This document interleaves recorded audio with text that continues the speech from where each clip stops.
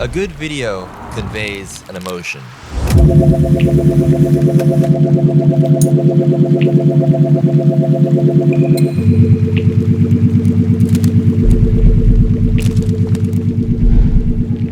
Emotions can be told through strong visual components, but something just as important, if not more, is audio. Everything you're hearing right now, that's all added after the fact. In reality, it sounds like this. And that's the power of sound design.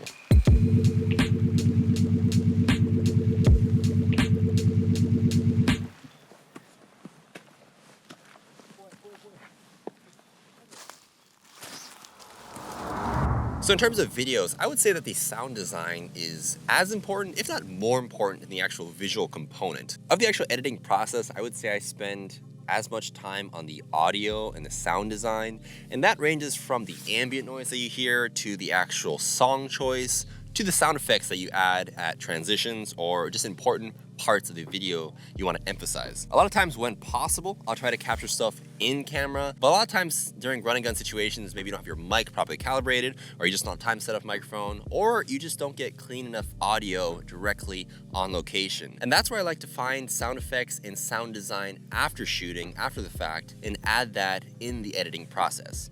Are you capturing most of your audio in camera, or are you just putting it in afterwards? If I'm shooting like a commercial video, I'll say like 90% is sound design. But if I'm shooting like my tutorial, let's say vlog or YouTube video, or it's more casual, I'll say 50-50. Do you put any special like effects on the audio that you find? Are there any like special filters that you find yourself using a lot? I use a lot of reverb and low pass. Okay. For like swooshes or environmental sound, I like it to have a little bit more low pass or like muffled, because to me that sounds more natural and it's not harsh for your ears. And in terms of vocal, I use a lot of Adobe Podcast. I know it's like natively in Premiere now for the Premiere Pro 20. I think so. I heard of it, but I use a lot of Adobe Podcast for voiceover. That's super good software from Adobe. And I also use in Premiere, I use a lot of dynamics.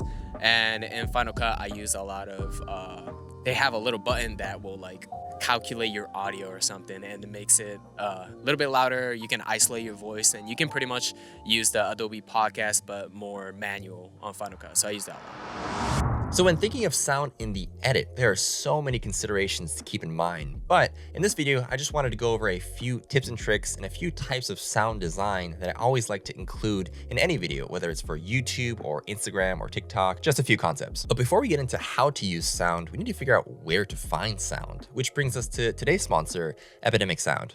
Epidemic Sound is my go-to source for all of my soundtracking needs. All the sound effects and music in this video is sourced from Epidemic Sound. They've got a huge library of sound effects and music, and the great thing is you can use all their assets to soundtrack your videos without worrying about copyright strikes or takedowns. We've been talking about it in this video, but the right sound can make a huge difference to your video, and Epidemic Sound has over 90,000 sound effects, which are easy to search, and they've honestly got sound effects for every situation. Click the link in the description to go ahead and check out Epidemic Sound. So clearly sound is extremely important, and I just wanted to talk over a few different types of sounds that I use in almost every video. So obviously, if you have a great audio capture setup on your camera and you're able to capture clean audio on location, that's great. But a lot of times there are a lot of different factors that prohibit you from getting clean audio.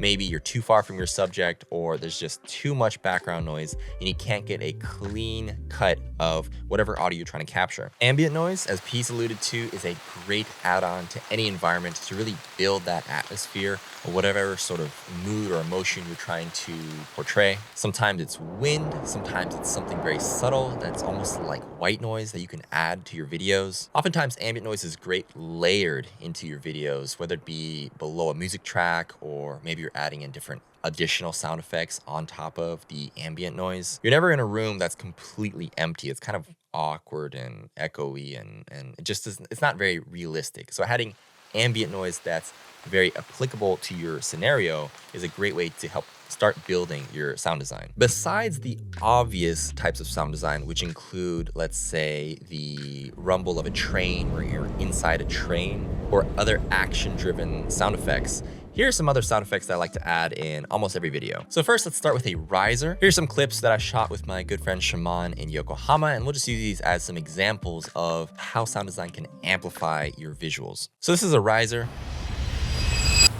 A riser can help add emphasis and build up to a key moment in your video. Coupled with a riser, a lot of times I like to use what's called a hit. Specifically, this deep, low impact hit after a riser for when the scene cuts really adds emphasis and emotion to a hard cut. Then we got for movement, whooshes. A lot of times whooshes right out the gate don't sound too natural. So an effect I like to add onto whooshes is what's called a low pass. A low pass just brings everything down and makes it a little bit more subtle. And that, along with maybe a lowering in the gain or the volume of the sound effect, really helps sell the effect. Another one that I like to do that is very transition based and I use in almost every video is the camera flash.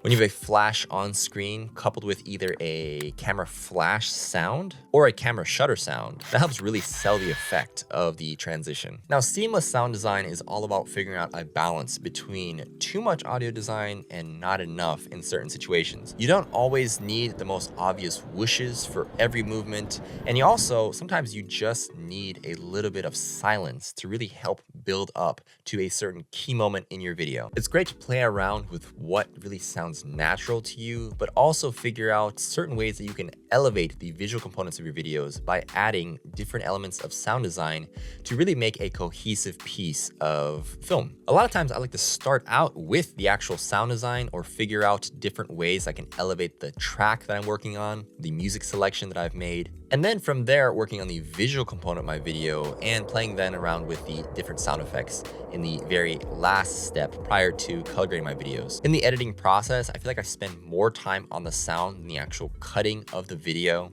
And it just goes to show that sound design is so important when you want to convey a mood and really bring home the impact of a certain story that you want to tell in your video. Sound design can get very difficult and very complex, and there's a whole industry behind it. But the best way to learn is to just practice, try out different sounds, try out different ambiances, and see what works best for your films. If you have any questions, always feel free to leave it in the comments below. I'll try to get back to you. And as always, I'll see you guys in the next one.